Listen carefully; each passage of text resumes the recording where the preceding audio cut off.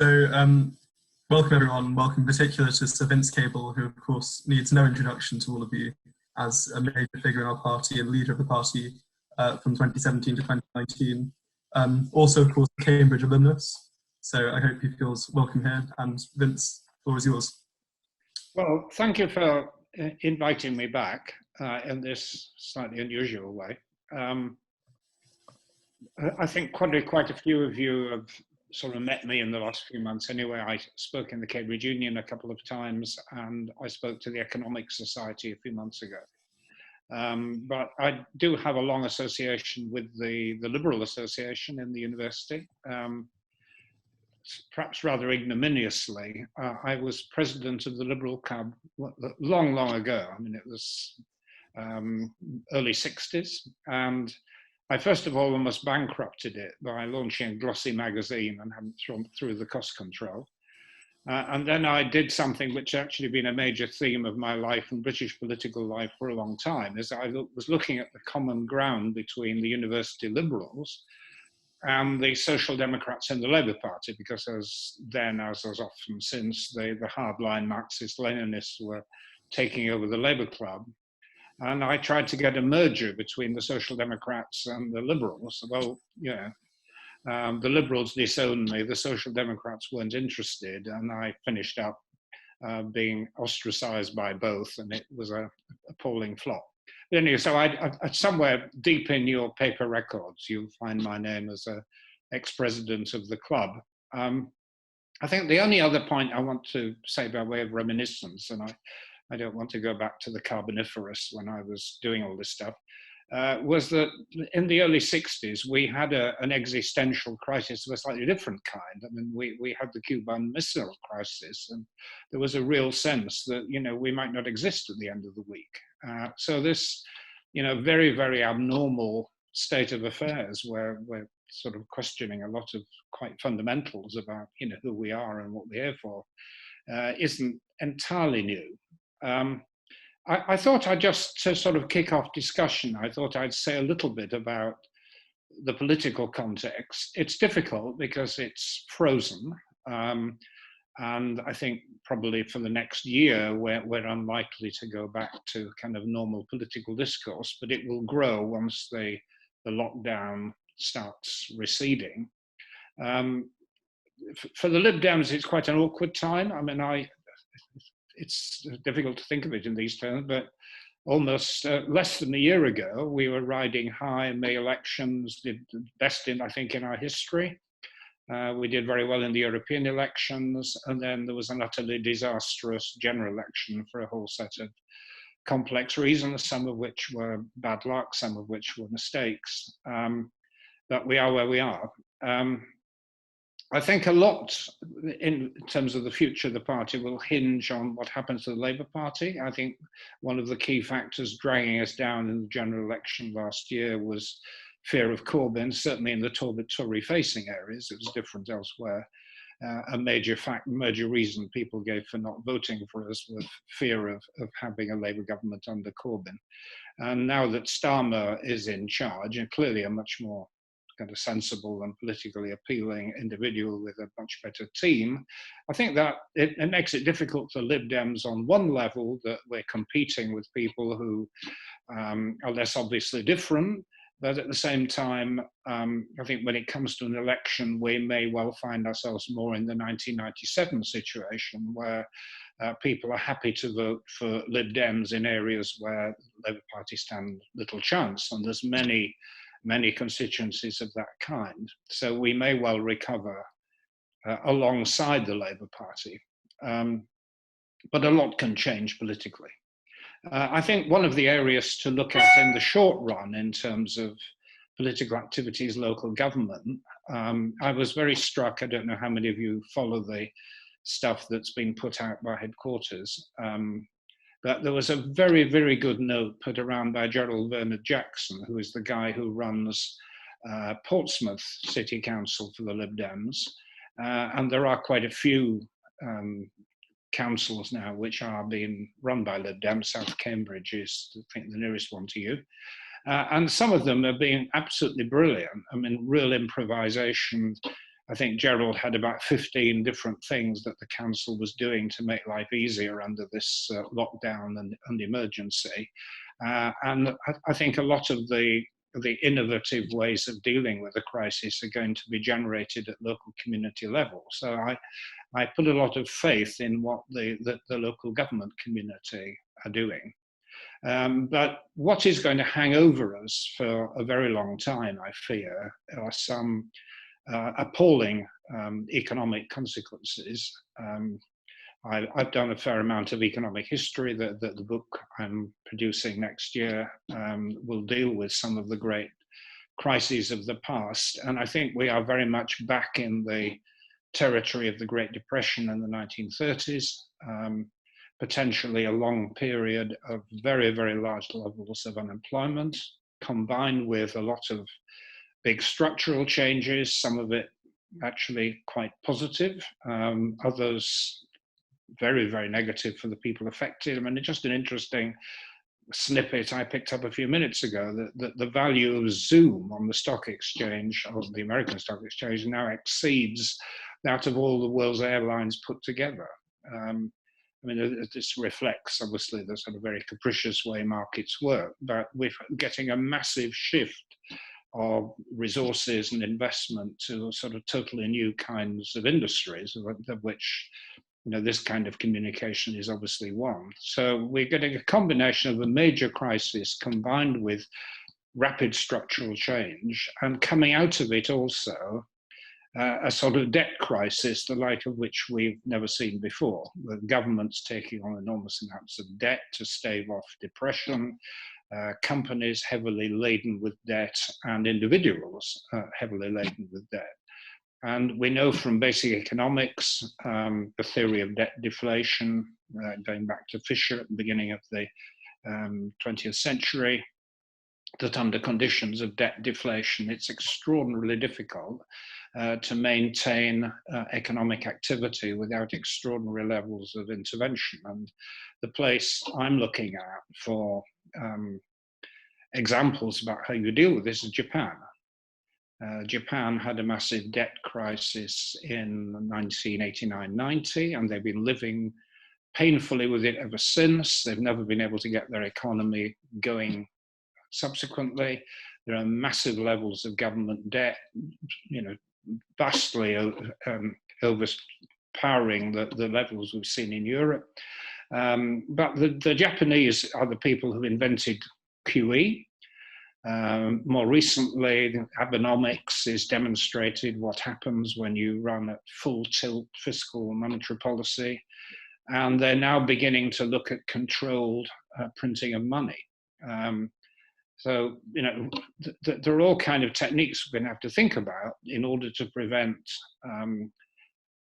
the mother of all debt crisis smothering economic activity for years to come. But I think many of the really interesting intellectual problems at the moment are about how modern economies, both developed and developing, are going to cope with this post-COVID economic situation. But I'll leave it there for the time being, and people come in with questions and interventions.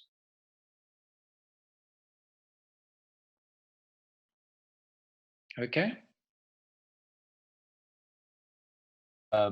Looks like I may have muted Sam, so I'll fix that in a second. But all I'll say is for questions, please send them to me or Sam, and we'll ask them to Vince, because otherwise it'll get a bit mad with this many people on one Zoom call. So now let me unmute Sam. Much, Freddie. So you mentioned these Japanese solutions, or these strategies that have been trialled in Japan as a way of tackling the debt crisis. Do you think these strategies ought to fit in a sort of a liberal response to the pandemic? What sort of things should we be thinking about as an economic response to the problems caused by the pandemic?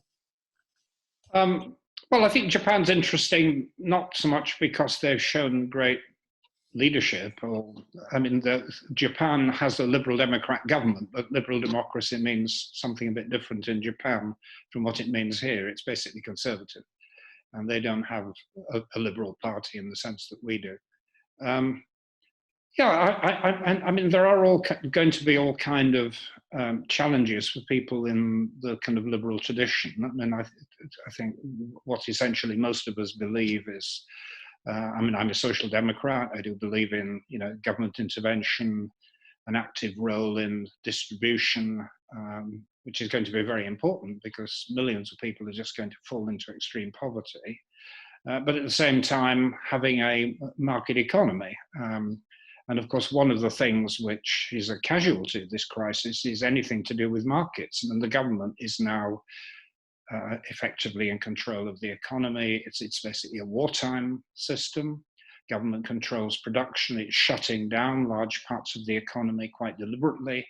How it opens up selectively between one industry and another will not depend on competition or good companies. It will depend on government decisions. So the liberal principle of combining markets and competition with social justice is going to be really stretched to the limits here.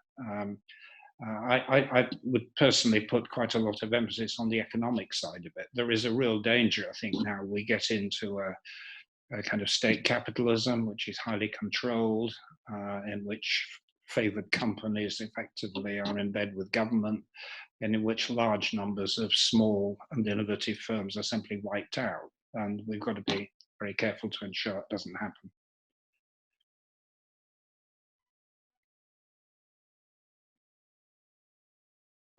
So Henry's asked a bit more.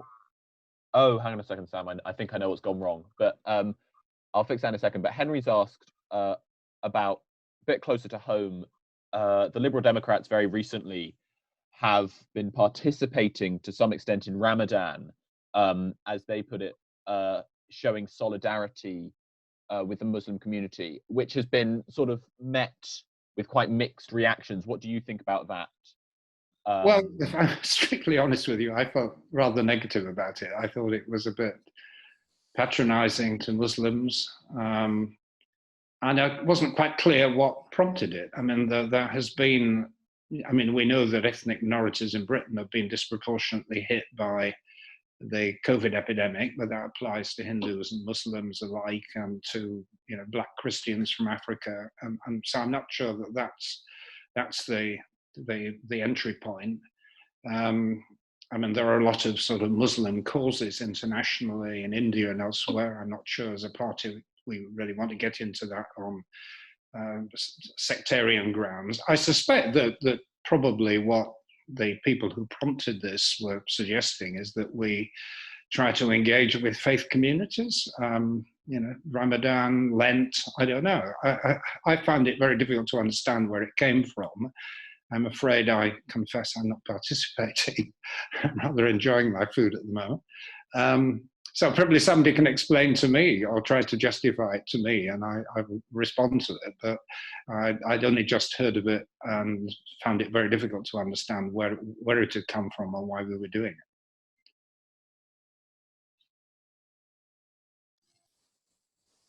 it. Another question we had, which I thought was interesting. So obviously you've done a lot on, in the past you focused a lot on 2008 and the global financial crisis. I'm very interested to hear if you think there are any lessons we learned in that episode that have applications today in tackling the economic consequences of coronavirus. Yes, we thought at the time that the financial crisis in 2008-9 was a sort of crisis to end all crises. It was a mega event, and indeed it was, compared with the rest of the post-war era. But in comparative terms, it's quite minor compared with what's happening at the moment. I mean, if we look back on it, GDP fell 5-6% in the UK because the banks collapsed, but the government intervened very decisively. It was one of the good things about the Brown-Darling era. They did intervene in the right way, kept the economy going, and so we had a contraction of about 5 to 6% of GDP, and then we had recovery, and then all the difficulties around managing the deficit under the coalition. But there was a contraction, but not on a massive scale. This time, we're talking about 30 or 40% of GDP disappearing in this quarter. It may well same order of magnitude in the next quarter. I think if we get through this year with a contraction of less than 15–20%, we'll be doing extremely well. I mean, that's twice, 3 times as bad as in the financial crisis. It may be, of course, that subsequently, we all get back to something like normal, but I'm beginning to suspect that will not be easy, because we'll have wiped out a whole lot of skills, a whole lot of companies will have disappeared. The rest of the world is not going to act in a stimulating way. Last time we relied very heavily on China, which did a massive infrastructure boom, which kept the world economy going. I don't think it's going to happen again. India similarly is not growing. So we could have this hanging around for quite a long time, and it's certainly on a much bigger scale than the financial crisis. Now, the lessons of the financial crisis were, first of all, governments just got to throw everything at it to stop the economy collapsing, and they are doing that. We could criticize individual bits and pieces of policy, but by and large, Sunak and indeed other governments, the Germans are making a big stimulus package, the Japanese, even Trump in his chaotic way has supported similar kind of measures. So the first lesson, massive stimulus is being employed. I think the second lesson is being careful not to move prematurely in terms of dealing with the legacy in terms of debt. I think that was the big argument we had within the coalition. I mean, I defend the coalition, I was part of it. There had to be a process of tightening up, dealing with debt levels. I think we probably gave too early a priority to that, and they should have got the economy growing first. There was quite a lot of internal discussion within the coalition about that. And certainly this time round, there should be absolutely no question of the government worrying about levels of government debt in the next 5–10 years. It's the kind of thing we're going to have to put off for a generation. Gradually, governments are going to have to get back to balancing their budget, but we mustn't be in a position where an attempt to recover from this pandemic is choked off by a premature preoccupation with deficits and debt. Andy's asked, so later tonight we have one of our signature events, which is a spiritual discussions, and we will be debating China's role in the coronavirus crisis itself. We were wondering what your views would be on this, and especially whether China should face any repercussions, or potentially, as some have suggested, even pay reparations in whatever form that would be. Well, it seems very clear that the local Communist Party in Wuhan, probably because of fear, I mean, it's the thing that happens amongst Communist Party apparatchiks, they didn't pass the information on. And it may be that central government, the Politburo, sat on this for a while also. So I think there was clearly an error, which they partly acknowledged. But what worries me much more is the way in which this whole issue is now being turned into a sort of massive anti-Chinese campaign. I think it's worrying on several levels. First of all, we had very good relationships with the Chinese until very recently. It was something I worked on very closely in the coalition. We had what was called a golden era. We had lots of Chinese investment, we had a lot of trade.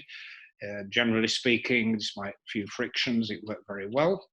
I oversaw the relationship with Huawei in government. We screened them very carefully. The security services were perfectly happy with them. Now, as part of this current kind of anti-Chinese mania, all of that is now being brought into question.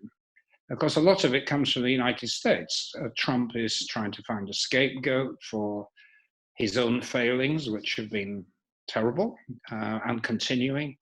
And blaming the Chinese is quite an easy way of dealing with it. And some of the countries that are now rallying around Trump, like the Australian Morrison regime, some of the kind of right wing in the UK Parliament, it is based on trying to rally around the Trump administration, which frankly I don't think is a terribly helpful thing to do. I think we've got to be realistic about the Chinese government. It is under a fairly dictatorial regime, which has become more autocratic since Xi took over from his predecessors.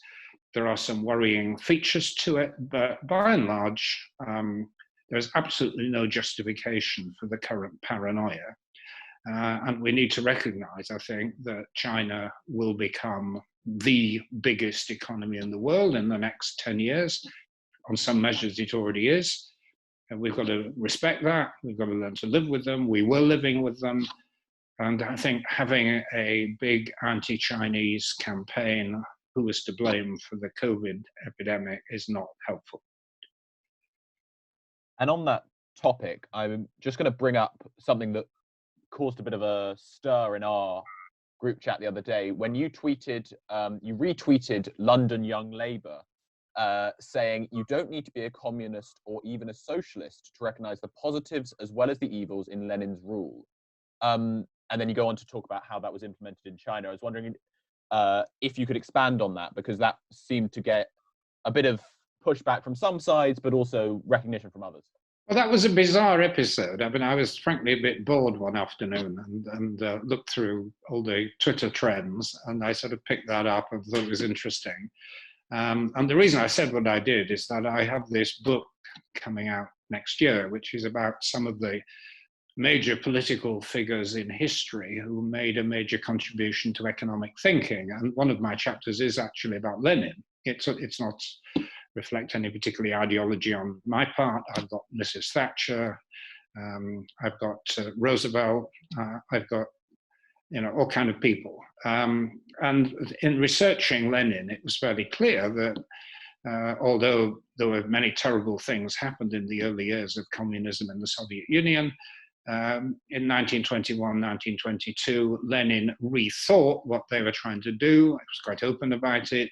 Recognized that Russia just wasn't ready for a communist system, that it needed to go back to having markets, recognition of the importance of property rights for peasant farmers. And when it happened, it worked. And it was partly based on that experience that the Chinese under Deng Xiaoping adopted their much more pragmatic and highly successful approach to the economy.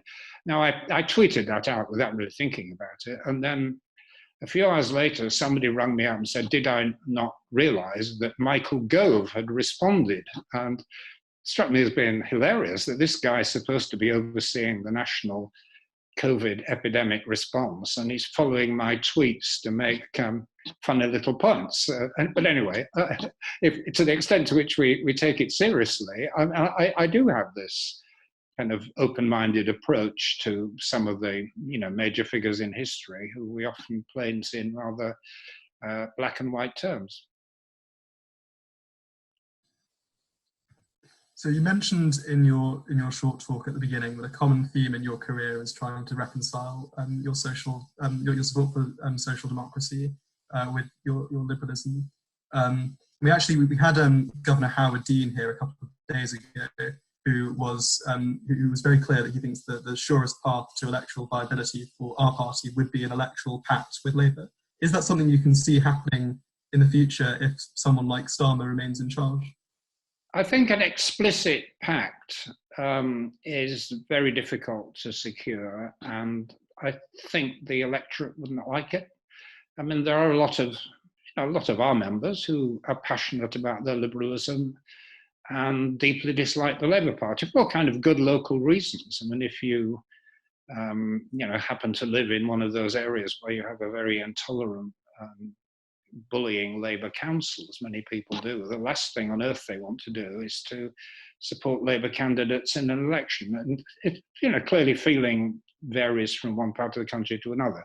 Under the British voting system, of course, which we desperately need to change, there are probably only 50 to 100 seats where things matter anyway. And what happened in 1997, which was the nearest we come to having a pact with Labour, effectively there was a kind of tacit understanding. They pulled their punches in constituencies like mine, where Labour had no chance, and we didn't campaign actively in Tory Labour marginals. And that probably made a bit of a difference. And sympathetic newspapers like the Daily Mirror and The Guardian sort of egged people on to do tactical voting.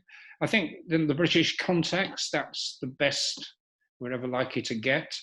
And quite apart from the other qualifications, although I'm very impressed with Starmer, I saw him in action during the Brexit debates over a couple of years. He's a very smart guy and very sensible.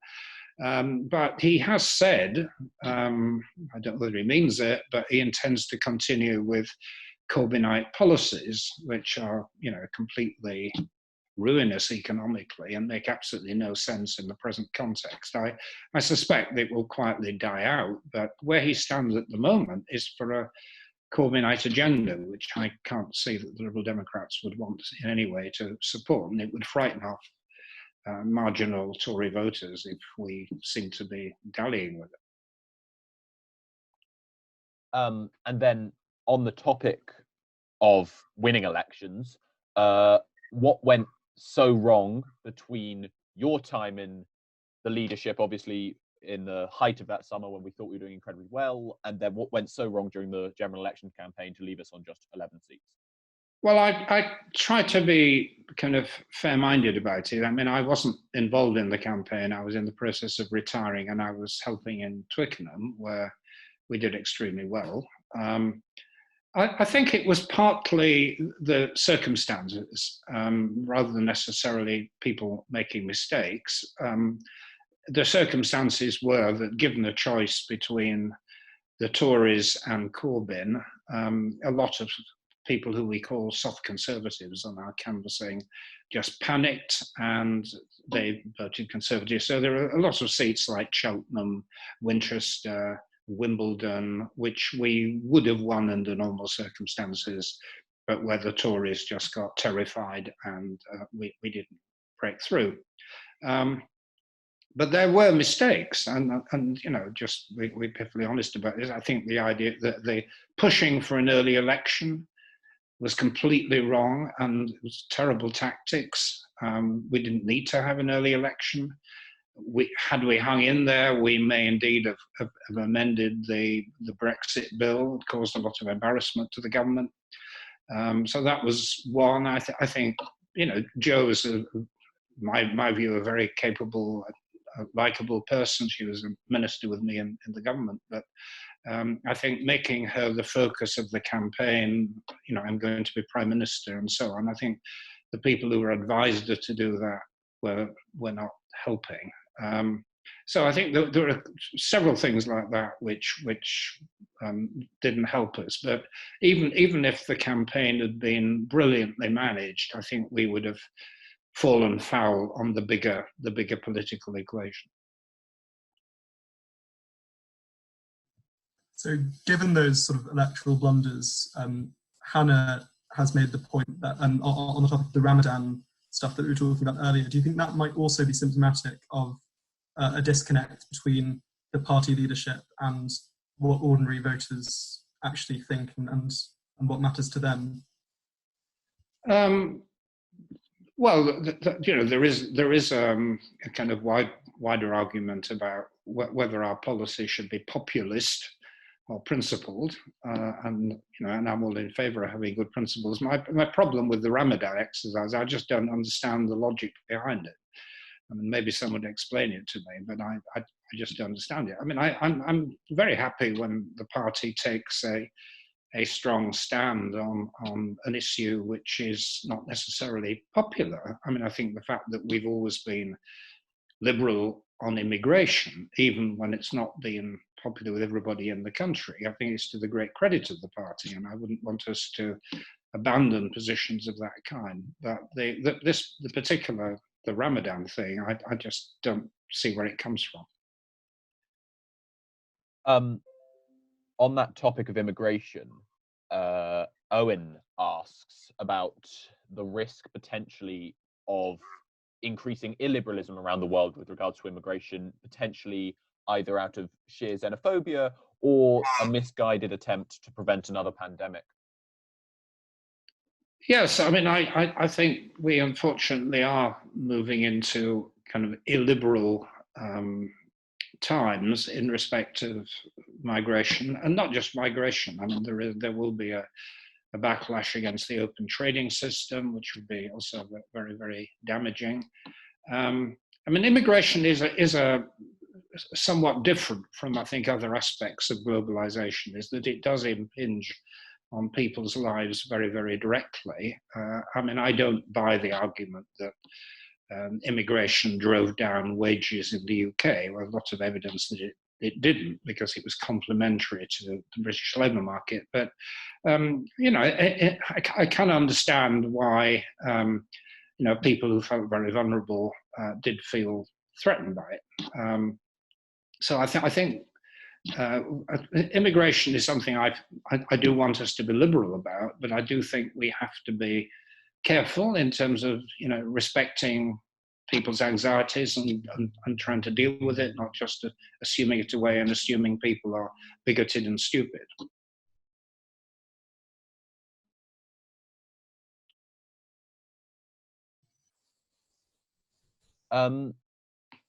So I was wondering if you could expand on something you mentioned a bit earlier.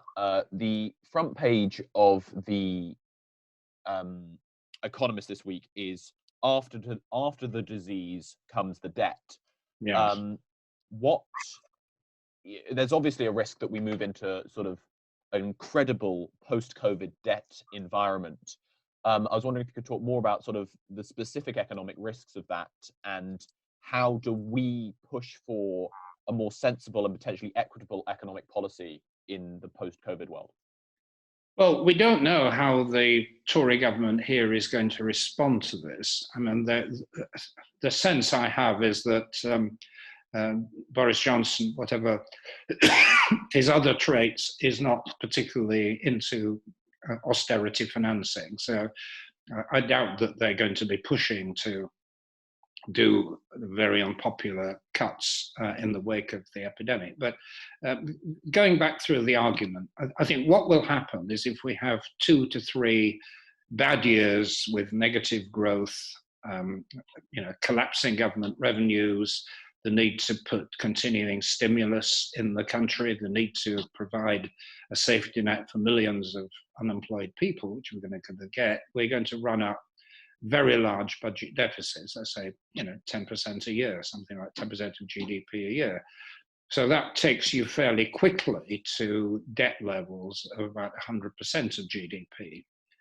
Put it in context, Italy is 150, Greece is 180, Japan is 250, Germany is lower, probably about 60. So we're in the higher end already, and we're going to get up to levels of debt which we haven't seen since the Second World War. Now, putting it a slightly more positive spin on it, first of all, after wars, debt levels tend to be much, much higher than at other times. After the Second World War, public debt was about 250% of GDP. That was higher than we're going to get to this time. The other positive is that interest rates are currently very low in bond markets, so governments can borrow at virtually 0 rates of interest, which is a remarkable phenomenon, but that is the reality. So what should happen? Well, I think the sensible attitude is to say, well, you know, let's just leave the debt there for the foreseeable future. There's no major cost of servicing because interest rates are low. It can just sit on the books. Gradually, over time, economies, our economy, other economies will grow out of this, and debt will become less salient, as it did after the Second World War. We may also have a spurt of inflation. I think that's probably quite likely, and up to a point quite healthy, and that will whittle away at the nominal value of debt. What I think would be a terrible mistake is if within the next 5 or 10 years, we get a government that comes in and says, oh no, we're terribly worried about the burden of debt on the next generation. We're going to have to start cutting back on spending, big increase in taxation. I think that would be wholly inappropriate. So I think the position of the Lib Dems would be, well, this is a genuine problem, but it's a very long-term problem. We have to give priority to economic recovery, getting people back into work, as well as using taxation for greater fairness, as well as simply to raise government revenue.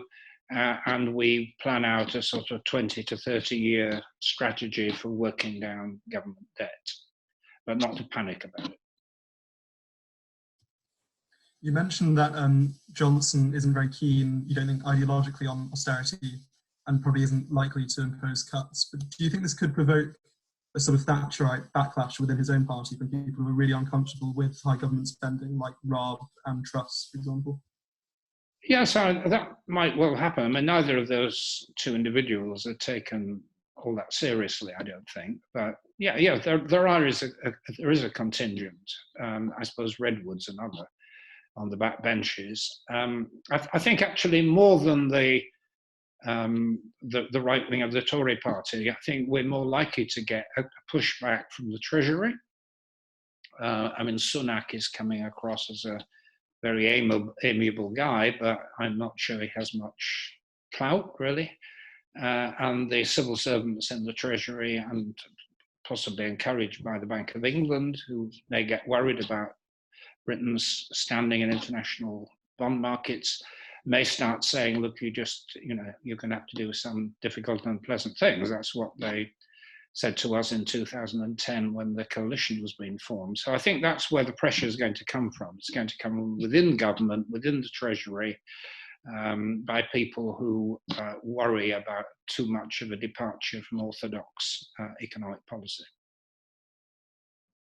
Is coronavirus the right time for us to try a policy like the universal basic income or a negative income tax? Well, in the past, I've been very critical of universal basic income because I've never quite understood how you pay for it. Because, of course, if you're paying for everybody to have a universal income, not just people who have relatively low income, that people like me are given something, then this increases the cost, and it's not clear where the resources come from, given all the other pressures. I think there is an argument for the universal basic income as a one-off. I mean, we are in pretty desperate straits. There are millions of people now, I think, out there who are either out of work or losing their jobs. They're struggling to get through universal credit applications. There is an argument for paying everybody something simply to make sure they can get through the next few months. The so-called helicopter drop is the term of art that's been used in economic terms. But in America, I think everybody is being given $1,000 or something of this order. The Japanese are doing the same. And it is a way of circumventing the complexity and the delays in the benefit system. And the universal credit is pretty awful. I mean, it's not just complicated, it's very mean and very regressive in many ways. So a one-off universal basic income payment, I can see the case for. Introducing it as a system raises some, to my mind, very, very serious questions. It's trying to provide a simple solution to a very complicated problem, and I'm rather distrustful of it. Very specifically, we have a question from Danny about your perspective on of Governor Andrew Bailey and whether you think he's doing a good job. It's a tough job.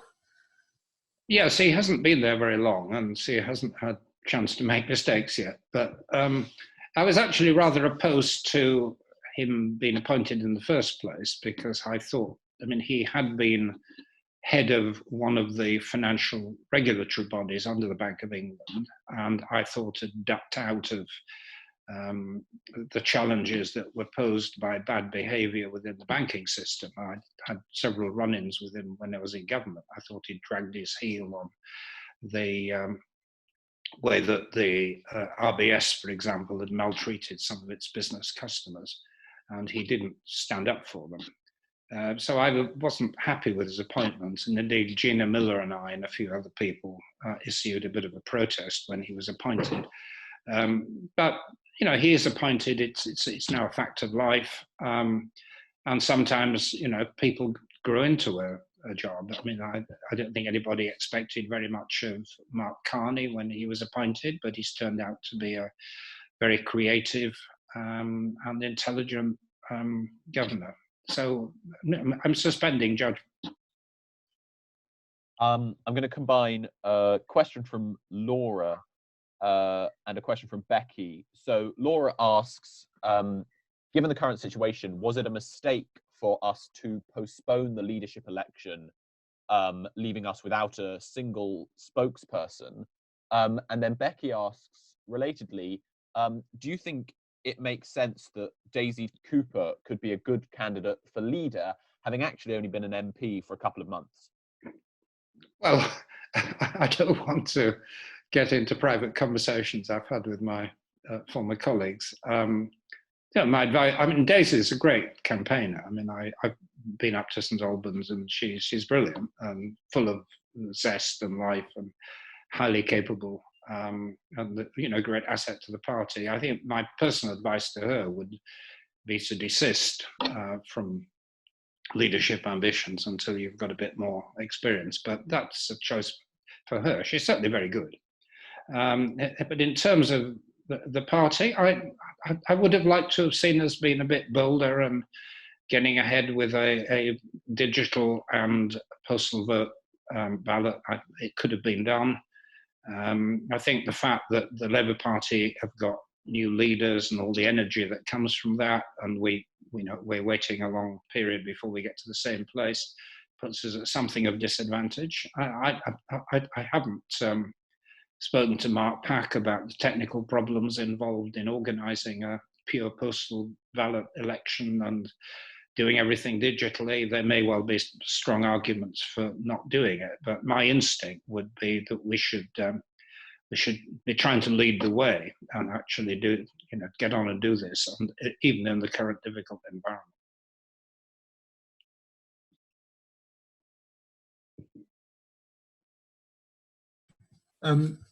We have a question from Josh, which I think is related to what we were talking about earlier, about this idea of a potential sort of implicit pact between Labour and the Lib Dems, a bit like in '97, where there's no formal standing down of candidates, but there's a clear strategy to work alongside each other.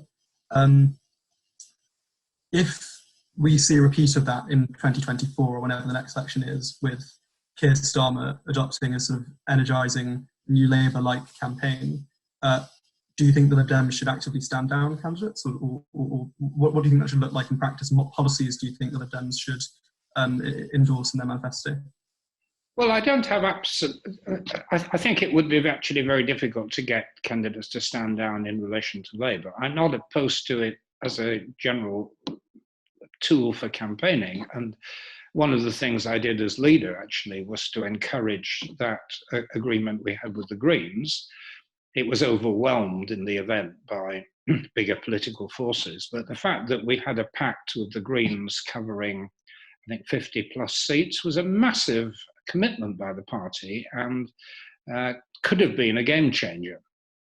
And in my case, this goes back to the previous election where I'd had a dialogue with Caroline Lucas, and she had agreed to stand down in the Richmond by-election, and I reciprocated by helping my local party in Twickenham and Richmond to agree a pact with the Greens locally, and it worked out very well. And Leila Milan has done the same in Oxford. So the idea of, under some circumstances, standing down your candidates for another party, I have no problem with, and I think under our first past the post system is maybe a necessary tactic to employ. I think with Labour, it's much more difficult for the reasons I've explained. But in principle, we shouldn't absolutely rule it out. I think the problem would be they wouldn't go anywhere near it. So why would we? I think just one other thing I would say on this electoral collaboration issue. I think before we even begin to think about this, we've got to get the Labour Party to a common position on some very basic issues, of which the most important is proportional representation. And we let them slither away from this in 1997. Of course, Blair had an enormous majority, so he didn't need to deliver, but that set us back a long time. And the 2012 PR vote, or the alternative vote, wasn't a great success. So I think we've got to absolutely have that nailed down. And there may be two other issues of principle, which we will find that we're in disagreement with Labour, which are going to have to be nailed down before we can talk about any form of collaboration, implicit or explicit. So, sticking on the coalition and your time in government, what would you say was the greatest success that the Liberal Democrats, managed to achieve when we were in government, and what do you think was our biggest failure of that time? Well, the biggest success in a way was actually making the government work. I mean, it was a very successful and productive government when you compare what's happened since. I think everybody who observed it, not necessarily party supporters or indeed Conservatives, civil servants, thought it was a very, very effective government, and we contributed to that. And there were particular things that were done, which we didn't really get the credit for, but were very important. Pupil premium principle, the approach to helping low earners in taxation, the kind of stuff I was doing in my department, the Green Investment Bank, the industrial strategy, the business bank, parental leave, things of that kind. I mean, these were very solid legacies, but the Lib Dems' contribution wasn't really acknowledged. I think in terms of the negatives, and of course the big problem we had was that we were heavily outnumbered, and we didn't have any compensating mechanism for getting the Lib Dems credited with the things we were doing and the things we were stopping the Tories from doing. So in many ways, there was sort of massive communication failure. And of course, there were particular policies. I mean, I don't need to rehearse them all now, but we should never have made the pledge in 2010 around tuition fees. That was catastrophic in terms of our overall credibility. And I personally felt that we went along too far with the Treasury and Osborne orthodoxy on fiscal policy. But I'm not sure that particular thing would have made a great deal of difference. You mentioned sort of letting the narrative slip away and allowing the Tories to get away with all the thanks and congratulations that we might deserve for the achievements. Do you think it's too late, or do you think we can rectify previous communications errors and make it very, very clear in our campaigning that actually there were tremendous achievements undertaken by the coalition? I don't think it's too late, actually. I mean, it's quite a long time ago, but I want to make sure the historical record is correct. I mean, I think as a party, we perhaps don't understand sufficiently or emphasize sufficiently having a good historical narrative. It's something the Tories understand very well. Just to give an example, when we formed the coalition, Osborne had a very simple mantra. If you all remember that, the Labour Party were to blame for the financial crisis because they hadn't mended the hole in the roof when the sun was shining. I mean, it's complete nonsense economically. I mean, the problem was caused by the collapse of the banking system. It was only very marginally to do with the Labour Party's fiscal policy. But nonetheless, as a narrative, an explanation of history, by endless repetition, it had hit home. And I think most people just accept that that was what happened. And we don't do that, probably because we're sort of nice people, or because we was thinking about the future rather than endlessly going over the past. We don't devote enough attention to having a correct interpretation of what happened. I mean, I've tried to do that in my books and articles, but I think systematically we need to correct that record. There is, of course, a bit of a tension between, there are some people in the party who just say, well, this is all a bad episode in the past, let's bury it. And others, and I include myself in that, who feel that there was a lot to be proud of and we should explain why and how. So we're getting to the end of the time. So I'm going to ask a couple more quick fire questions. One's a bit more light-hearted, and it comes from Danny, and he was wondering how you've been spending your time in lockdown and if you've taken up any new hobbies. Well, I've lost some of my hobbies. I mean, I used to go to the gym twice a week. Well, that's gone. I used to go to a weekly dancing lesson. Well, yeah, that's gone.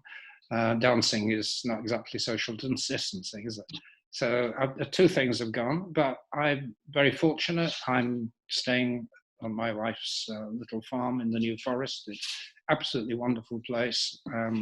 So I do a lot of walking. I'm doing a lot of cycling. You'll be dismayed to hear I've got Lycra shorts, and I now buzz around on my bike for several times a week, some distance. So we do it as a pair. So that, together with this semi-political stuff, writing articles, doing Zoom conferences, is keeping pretty busy. And then to finish off, as I mentioned earlier, we have our Spirited Discussions, which is sort of our social debate event tonight. So I thought I'd ask your opinions on the three topics that we'll be debating today. The first motion will be, this House believes there's no such thing as immoral art. What would be your take on that? I think that's right. I mean, I like contemporary art in general. I mean, obviously there's good and bad, and it's all very subjective. But I don't think we'd be trying to impose moral values on it. You've already answered one of them, which was about China and the coronavirus. So the final one we'll be debating tonight will be, this House believes billionaires should not exist. No, I don't agree with that. I mean, there are some greedy and dangerous people who are exceedingly rich. I mean, some of the Russian oligarchs have basically stolen their money and have used it in very corrupt ways. But would the world be a better place if Bill Gates didn't exist? I don't think that's necessarily the case. You're somebody who made massive technological innovation, built a brilliant company, is now showing how good charitable trusts can make a big difference to the world. So, yeah, there are good billionaires and bad billionaires. There are probably more bad ones than good ones, but a general rule isn't the right way. Okay, thank you very much, Vince, for coming to talk to us. It's been absolutely fascinating, very wide-ranging. We've got, as I say, Spirited Discussions tonight for all our members, and then coming soon, Cass Sunstein next week will be coming to talk to us via Zoom. Thank you, everyone, for watching and all your questions. We'll see you soon. Thank you very much for inviting me.